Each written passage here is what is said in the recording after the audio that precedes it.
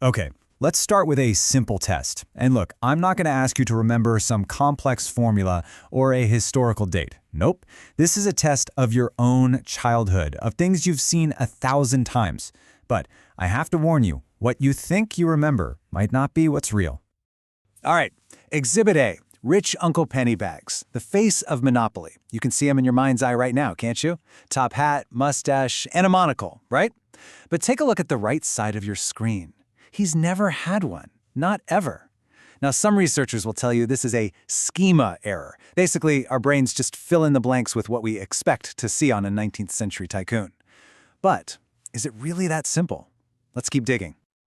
Okay, next up, a character beloved by millions. Quick, picture Pikachu in your head. You know, the yellow body, the red cheeks, the long ears. But what about his tail? Look really closely.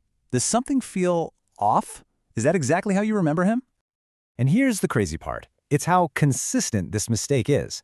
I mean, a huge number of people swear they remember a black tip on Pikachu's tail. It just feels right, doesn't it? You know, it kind of balances out the black tips on his ears.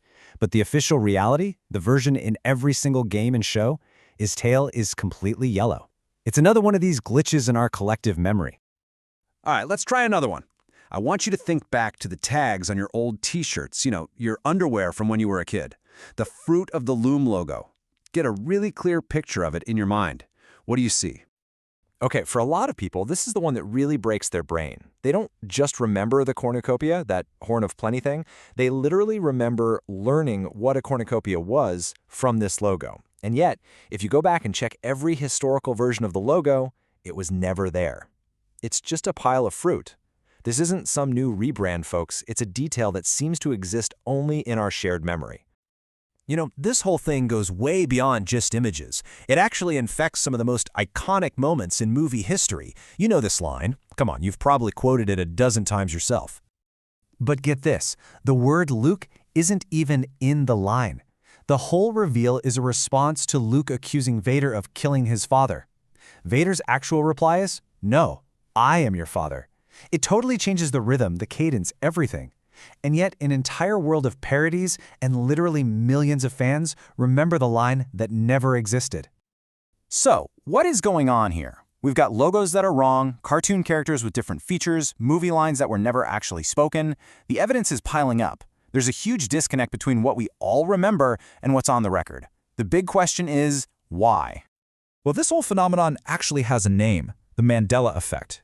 It was named by a researcher, Fiona Broom, after she realized that she and thousands of other people shared this very specific, very clear memory of Nelson Mandela dying in prison back in the 1980s. They remembered the news clips, his widow's speech, the whole 9 yards. But of course, that's not what happened. He was released from prison and didn't pass away until decades later, in 2013. This wasn't just a few people getting confused. This was a mass memory of an event that flat out never happened. Okay, so theory number one. This is the official story, the one most widely accepted. And it's all about psychology. It says the glitch isn't in reality, it's in us. It's in the faulty wiring of our own brains.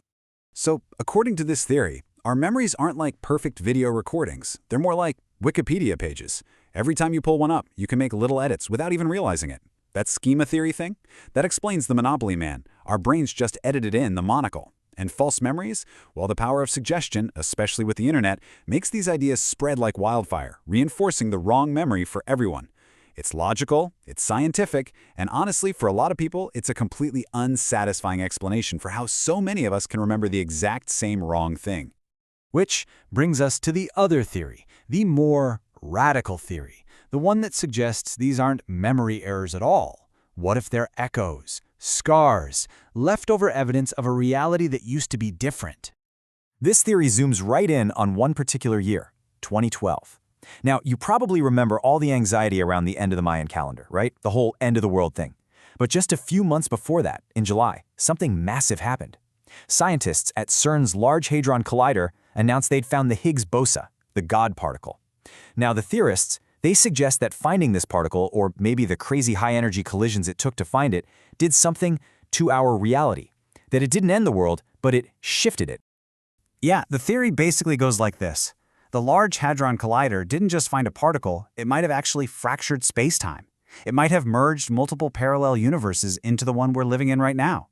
So in this view, our false memories aren't false at all. They're real memories from a previous timeline. A world where Pikachu did have a black tip tail and there was a cornucopia in the Fruit of the Loom logo. So here we are. We're left with two totally different possibilities. On one hand, our brains are just unreliable storytellers, constantly rewriting the past. On the other hand, our universe is the unreliable one, and we're just living in the edited version. Is it a glitch in your mind, or is it a glitch in the Matrix? Think about it. If logos and famous movie quotes can just change without most people even noticing, it forces you to ask a pretty unsettling question, doesn't it?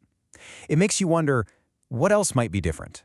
What else has changed while you weren't looking?